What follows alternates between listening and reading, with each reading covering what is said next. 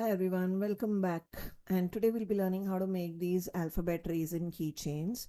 So we start off with a combination of Craftangles resin. Now you could, take the quantity depending on how many keychains you have to make. I kind of started with the combination as I show you. I have calculated that approximately each mold takes the lower level. So we'll be filling the alphabet in two parts. So the first part I fill it to like 6 to 7 mLs, and then I put another 2 to 3 ml of top coat on top of it. So with resin, you have to, as always, take all the precautions. So I'm wearing a mask. I'm wearing gloves, and I'm working in a well ventilated area. And as you can see with Craftangles, I mix the resin in 2:1 ratio. So I take 2 parts resin to 1 part hardener. Now, whatever mixture I have created, I will divide it into 3 parts. So one part, which is half the total part, is going to be white. So for example, if my total is, let's say, 60 ml, then I'll take 30 ml as white, and then I'll take 15 ml of one glitter mix and 15 ml of second glitter mix. That's how I was going for.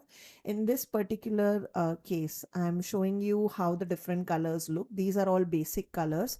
So this is the question we get the most. And here you can see on the top left is copper, on the right top is rose gold, and on the bottom was gold.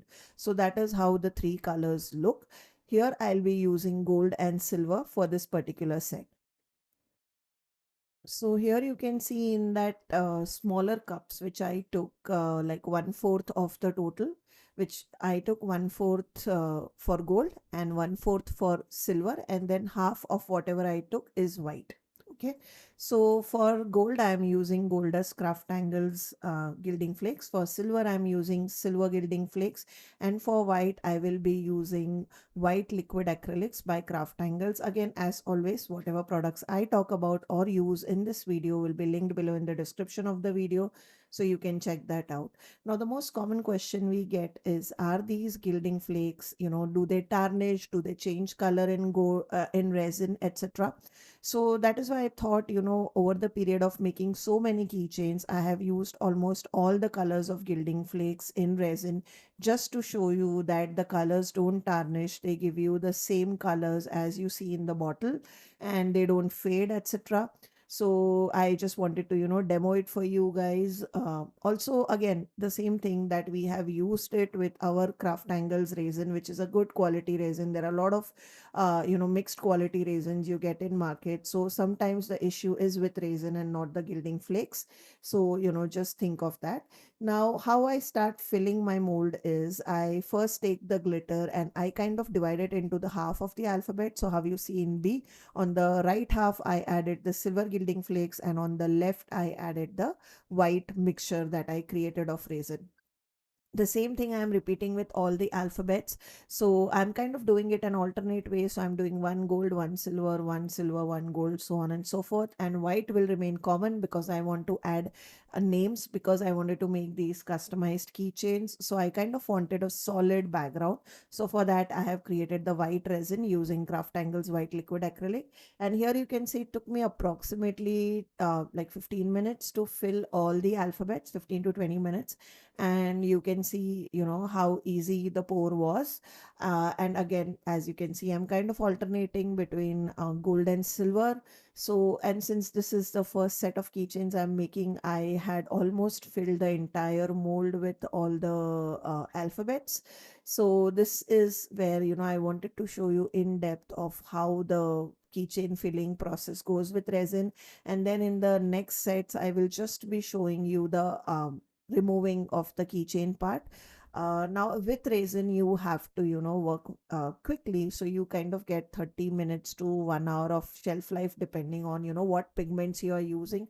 So normally with white pigments and all, the resin starts thickening harder, because of the acrylic mixing with the resin, or the pigment mixing with the resin. The gilding flakes is fairly, it takes time to thicken up, and the clear mixture will always will take the most time, so you will have the most pot life with clear. So if you are doing a large batch, first mix whatever amount you want and keep the resin clear, and then and when you need more color, so let's say you need more white, you mix at on the spot, you mix that clear with white, and to create more white, start with only as much white as you need. It is okay to mix a little less in the start, so that it doesn't waste, and then you can keep the amount of resin as clear. And then once you are finished with white or gold or silver in this particular case, then depending on your need, you can mix the colors.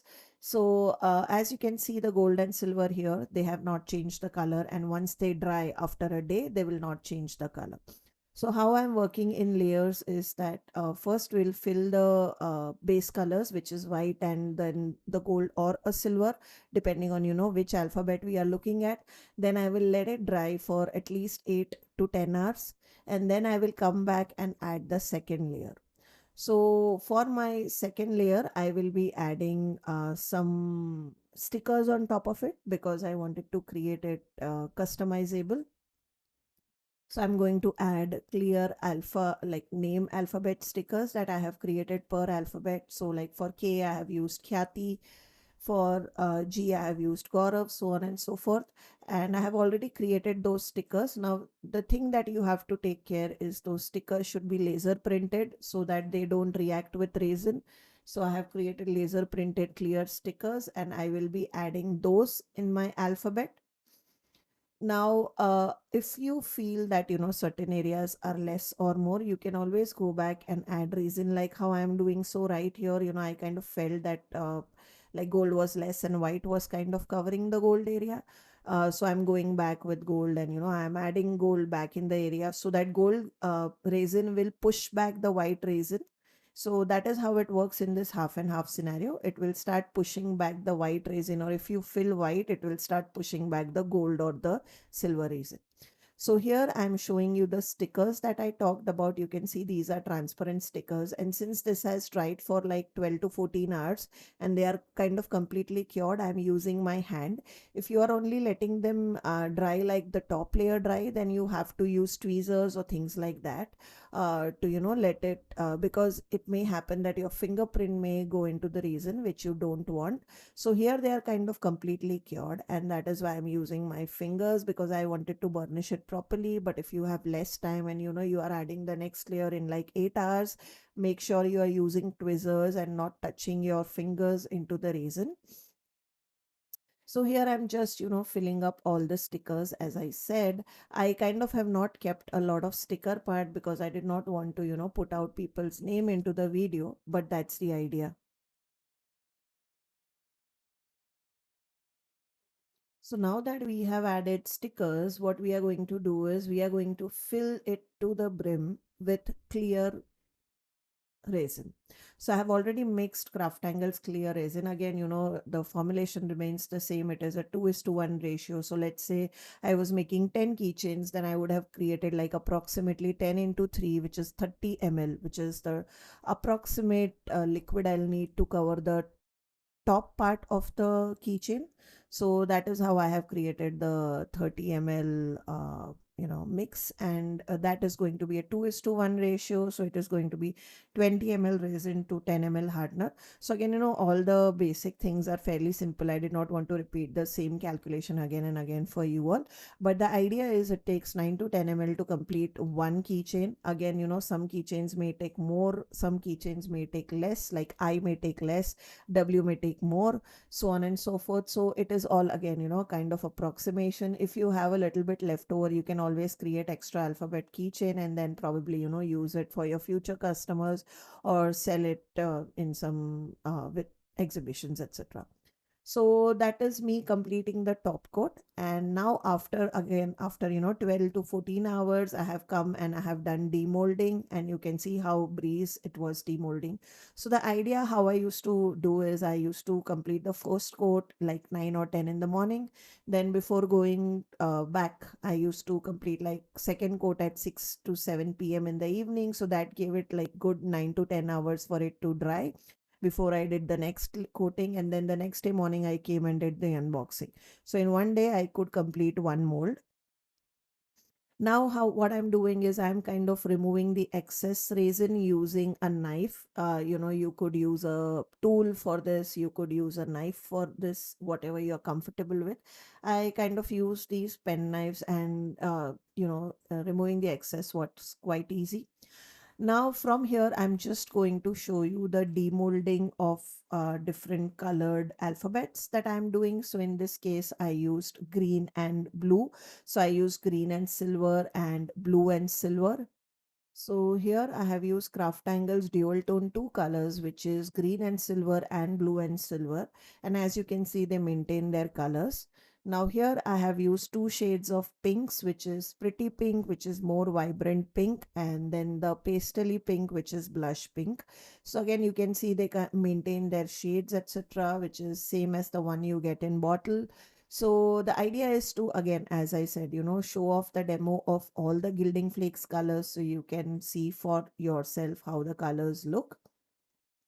The next one, I have used two shades of lavender, which is lovely lavender, which is the light one, and the vibrant or the violet color, which is the more, the electric violet, which is the more vibrant violet color.